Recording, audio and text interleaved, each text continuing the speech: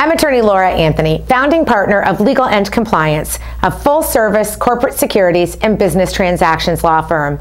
Today is the final in a LawCast series talking about the Rule 15c-11 requirements.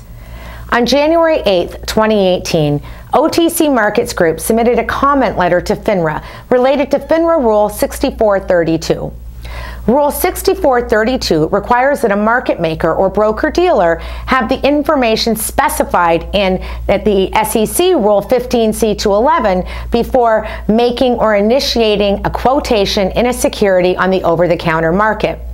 On February 8, 2018, OTC Markets submitted a second comment letter to FINRA, this one related to Rule 5250. Rule 5250 prohibits companies from compensating market makers in connection with the preparation and filing of a Form 211 application.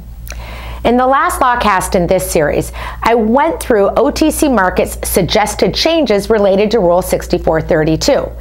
Following its discussion on the rules and suggested changes, the OTC Markets comment letter turned to the need to encourage secondary trading of securities as an important aspect of encouraging capital formation for smaller companies as a whole.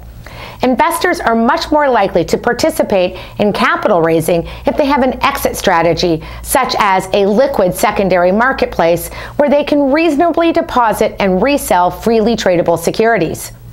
The costs and burdens of being public on a national exchange are a huge disincentive for smaller companies.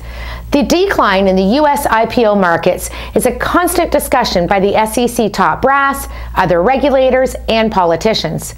As the OTC Markets comment letter points out, a small company seeking to raise $10 million to finance a promising new software is in no position to shoulder the costs and burdens of a national exchange listing. But it is also stifled by the inability to properly access liquidity for its investors on IDQSs such as OTC Markets due to antiquated and improperly administered rules such as Rule 6432.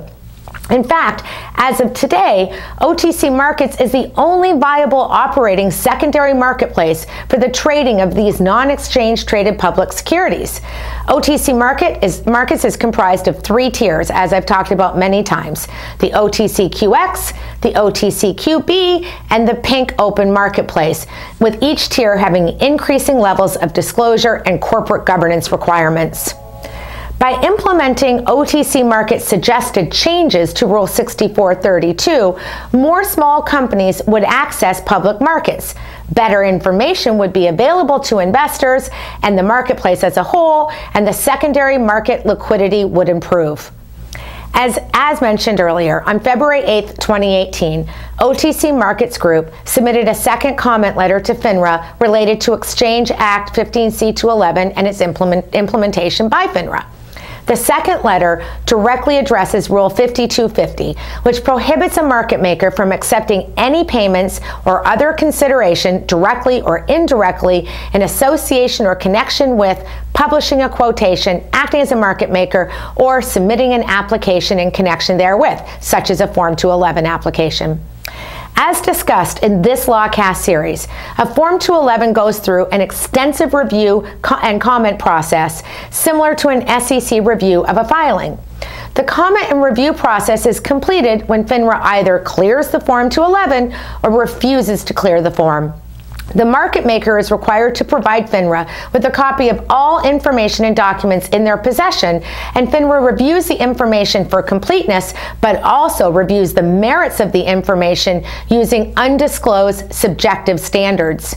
In response to comments, a market maker must work with a company to provide information, which can often involve material non-public information that is not and may never be made public.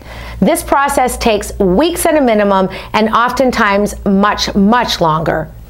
As a basic premise for the market maker, it must conduct adequate due diligence on the company and properly gather and analyze information prior to its submittal to FINRA. The process can be labor-intensive for the market maker. Furthermore, part of the process involves the market maker's analysis and backup for the requested pricing of the security in its initial quotation. When a company goes public on a national exchange, a market maker is not restricted from charging for its investment banking services, including the part of the service that involves evaluation and determination of initial offering price. The process of determining valuation and an initial quote price on OTC markets is substantially similar. The inability to charge for such service acts as a disincentive for a market maker to give adequate thought and attention to the process.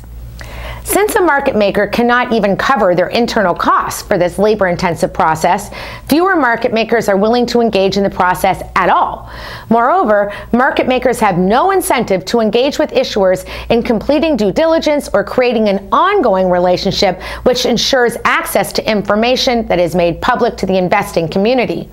In addition to assisting investors and the marketplace in making informed decisions, market maker company engagement will help detect red flags and indicia of fraud, facilitating the purpose of the rules and benefiting the markets as a whole.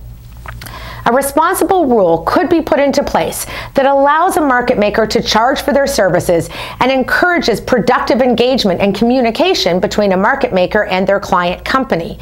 The rule should require public disclosure of a market maker's fee. In addition, market makers should be allowed to receive reimbursement for actual out-of-pocket expenses associated with preparing and filing a Form 211. Again, this amount should be fully disclosed to the investment community. I'm securities attorney Laura Anthony, founding partner of Legal and Compliance and producer of LawCast. Should you have any questions about today's topic, please visit securitieslawblog.com and lawcast.com or contact me directly. Inquiries of a technical nature are always encouraged.